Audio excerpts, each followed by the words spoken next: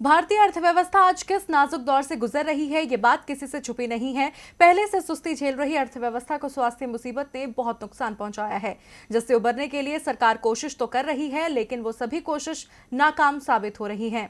इसी बीच अंतर्राष्ट्रीय मुद्रा कोष की मुख्य अर्थशास्त्री गीता गोपीनाथ ने केंद्र सरकार को सुस्ती से निकलने के उपाय सुझाए हैं। तो क्या कहना है गोपीनाथ का, इस रिपोर्ट में देखिए।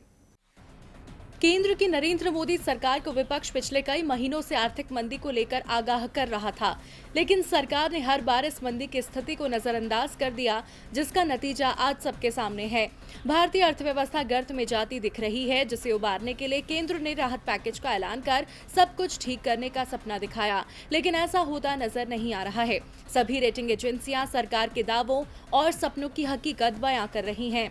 इस बीच एक निजी चैनल को दिए इंटरव्यू में भारतीय मूल की IMF की मुख्य अर्थशास्त्री गीता गोपीनाथ ने अर्थव्यवस्था पर बड़ा बयान दिया है, साथ ही इसे उबारने के सुझाव भी दिए हैं। गोपीनाथ ने कहा, इस साल भारत की अर्थव्यवस्था में 4.5% की गिरावट रहने का अनुमान है। हालांकि उन्होंने साल 2021 में अर्थव्यवस्था फिर से पटरी पर लौटने की उम्मीद जताई है। इसमें विकास दर के 6% रहने का अनुमान है। उन्होंने कहा कि भारतीय अर्थव्यवस्था में गिरावट के पीछे पूर्णबंदी को मुख्य वजह माना है। उन्होंने कहा, स्वास्थ्य मुसीबत से दुनिया भर की अर्थव्यवस्थाएं प्रभावित हुई हैं, लेकिन उससे बाहर निकलने में भारत को ज्यादा वक्त लग सकता है। उन्होंने कहा कि जिन देशों ने नकदी अर्थव्यवस्था में झोंक दी है, वो तेजी से रिकवरी करेंगे। गीता गोपीनाथ ने बताया कि भारत को जल्द रिकवरी के लिए डिमांड बढ़ानी होगी। इसके लिए डायरेक्ट इनकम सपोर्ट एक जरिया है। लोगों के पास अभी खर्च करने के लिए पैसे नहीं हैं, क्योंकि भारत में पूर्णबंदी से एक बड़ा तबका प्रभावित हुआ है। इसलिए डिमांड बढ़ाने पर सरकार का फोकस होना चाहिए।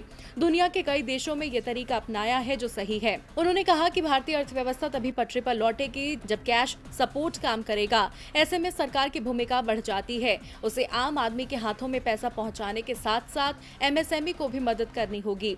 गोपीनाथ ने कहा, मुसीबत के बीच भारत के पास मैन्युफैक्चरिंग ताकत को भी बढ़ाने का मौका है, लेकिन इसके लिए डोमेस्टिक स्तर पर बड़े बदलाव की जरूरत है। ऐसे में अब मोदी सरकार गीता गोपीनाथ के सुझाव पर ध्यान देती है या नहीं, ये देखना होगा। DB लाइव की रिपोर्ट।